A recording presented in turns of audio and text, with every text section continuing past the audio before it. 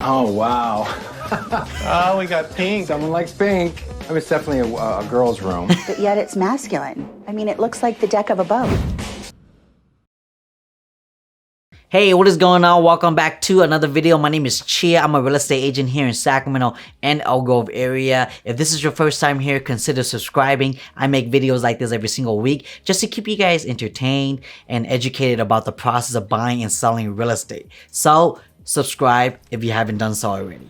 So today's gonna be a little different. I'm gonna be reacting to a video from HGTV and giving you guys my thoughts on what's real and what's not, because a lot of these shows, believe it or not, misleads a lot of first-time investors, and it gives a lot of homeowners the idea that anybody could flip a home because it's so easy. As a real estate agent here in Sacramento and Elk Grove, I want to at least give my thoughts on how it's like in the real world when an investor actually buys a home and flips it and sells it. So without further ado, here we go. This is gonna be fun. It's bank owned. It's listed at $219,000. Looks like it's in pretty bad condition. Yeah. My gosh. Where's the garage? Looks like they converted it. This would have to go back to a garage. Sometimes converting a garage into a bedroom like this house, depending on if it was permitted or not, can be a benefit. You could sometimes convert a garage into like a living room or like another bedroom. Now it's a 3-bedroom, and that now allows it to compete with the 3 bedrooms around the house. So this is another good way that can be a benefit. It's not always a good thing though, but of course, do your due diligence.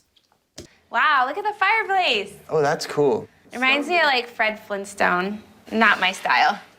It's my style. I'm seeing like nice, sleek fireplace, nice mantle made out of wood. You're probably looking at $600-700 at the most. So this is a full gut in here. I think we should take out this wall, lose the cabinets. Before you go tearing down walls because you just watch a video like this on TV and it inspires you to knock down your wall, doesn't work that way. You gotta actually get permits from the city to make sure that there's nothing that's in the way, or if it's a load bearing. Load bearing is gonna be your biggest challenge. Your roof might cave in, and that's not a pretty picture for anybody, for your neighbors and yourself. Let's keep looking. Okay, obviously this is the garage. Whoa. You can clearly see that it's a garage. They just put carpet down and did some built-ins over here. Yeah. What the heck is this? This is like a bedroom. Wow. It's actually the master bedroom. You can't have a bedroom, sleeping quarters, with a door into the garage. Right, so you would have to open up this wall and make a door here to go into the house.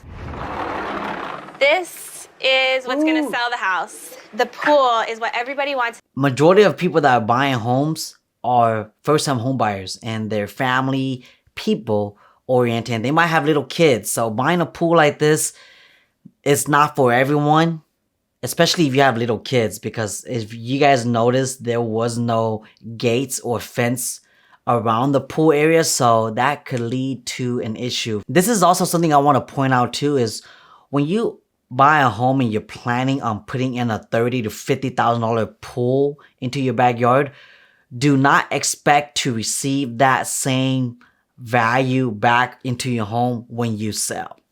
It's not gonna happen.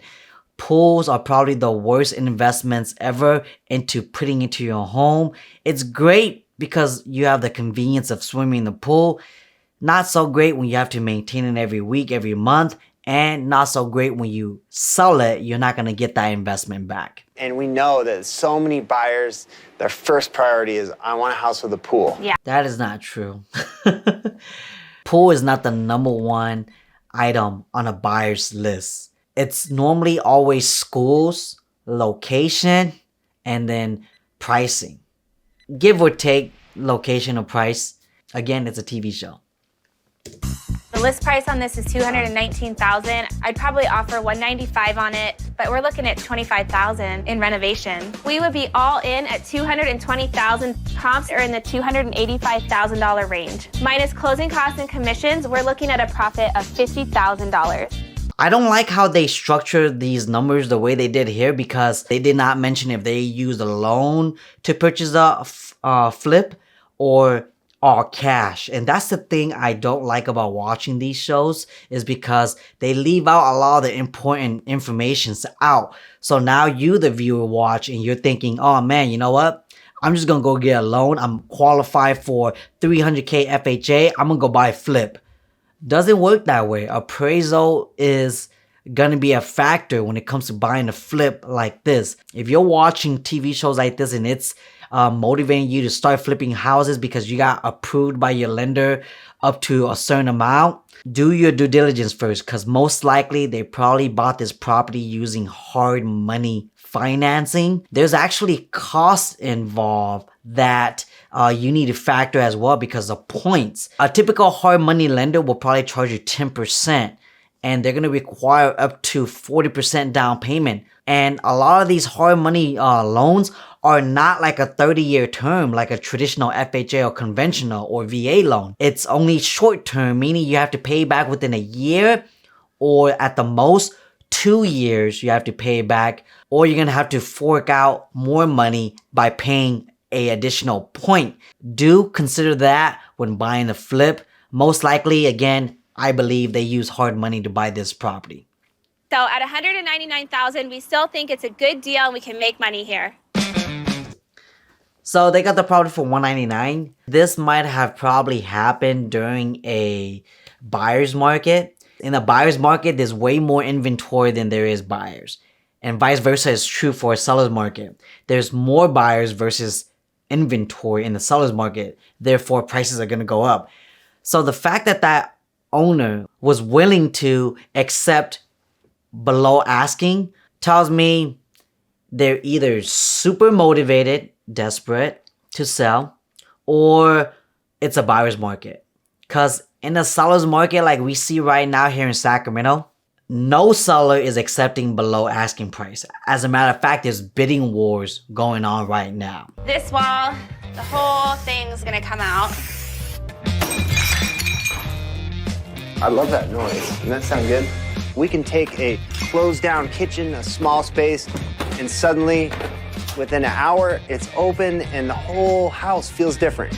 I didn't see any clips on them having a contractor go in there to inspect the wall to make sure it was load bearing or not. But for your home, I repeat, do not start knocking down walls before considering if it's a load bearing or not. Where is our flooring? It was shipped from Houston like 6 days ago. Now we're on hold, so we can't do baseboard, we can't paint it, we can't, you know. That is a known issue in flipping homes, unfortunately, because if you don't consider the time frame when you're doing the renovations, that means it's going to take you longer to sell your property. And that means your expenses towards the flip just shot up because, again, you got holding costs that you have to consider. The mortgage is still going to need to be paid. Hey! Hey, what's up?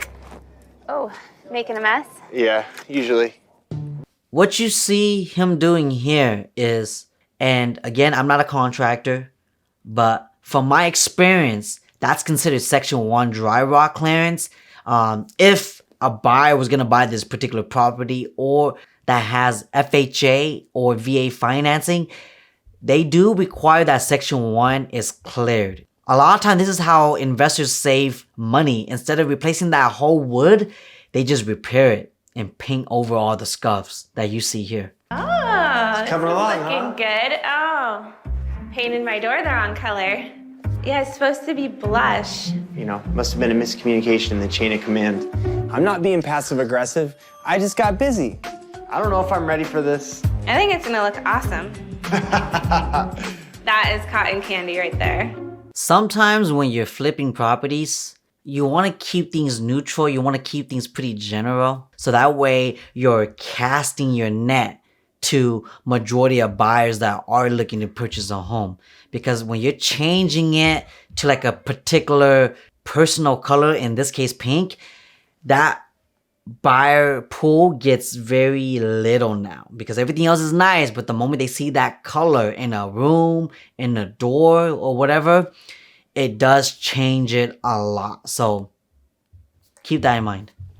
We have a lot of damage around the vents here. You can see where it's popping out. What's the rusting? Rust in here is this rebar underneath. That's failing, so we have to dig in and get out all the rust and the rebars. This is another reason why a pool is probably not a great idea, especially for first-time home buyers that's not ready to commit to anything big, because budget is a #1 priority for a lot of buyers. And having a pool is great for the summertime, but when you're not ready for the maintenance, it leads to damages like this that can be costly. So this is why I don't really consider pools being a great investment when flipping properties. We've been working round the clock the last few days. Bristol's crew is working on top of my staging assistants, but Staging homes, especially flips like this, is great because it gives buyers another perspective on how the house is laid out. Comparing a home that's staged versus a home that's empty, there's a huge difference. The home that's staged feels so much more cozier, gives you an idea of how the home is laid out and how you are going to implement the whole layout when you move in as well. Versus a home that's empty, when you walk in, you don't really know where the dining room is at, how it's going to be laid out. When you go into a home as a buyer and you already have that kind of impression, it ruins the whole experience. That's why staging is such a huge plus. Yes, it's not free, but it's worth the investment when you consider how much attention it brings to your home. and our garage, that's actually a garage now. Yeah, it's a real garage. Yeah, I'm not feeling the whole pink. This, if I was a buyer, it's only for my wife or my daughter. That's it. So what do you think of my flush ceiling and door? Oh my God, it's so pink. It's so dramatic. I think somebody's gonna like it. Hey, it only takes one buyer. Before there was all those bushes back here, you couldn't even see the back wall. Everybody wants a pool. The first thing I like is when you see the fireplace as soon as you come in. Yeah. Very nice. Can you imagine going to an open house knowing that a camera's in your face?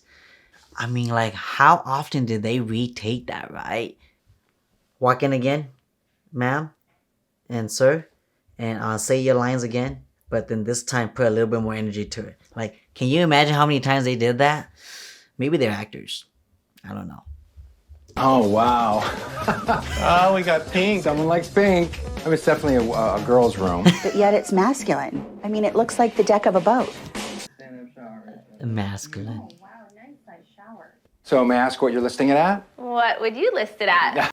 Pricing your home correctly is so important because, for example, one, it could sit. Buyers are going to see that and be like, let's send in lowball offers because something's really wrong with this home because it's been sitting. Buyers could assume that something's wrong with the home. Maybe it needs repairs. Maybe somebody died in the home. Maybe that's a drug house. Whatever the case may be, it starts looking like the bad home in the area. So that's why marketing your home correctly and pricing it accordingly to market value is the best idea. I would say maybe 270.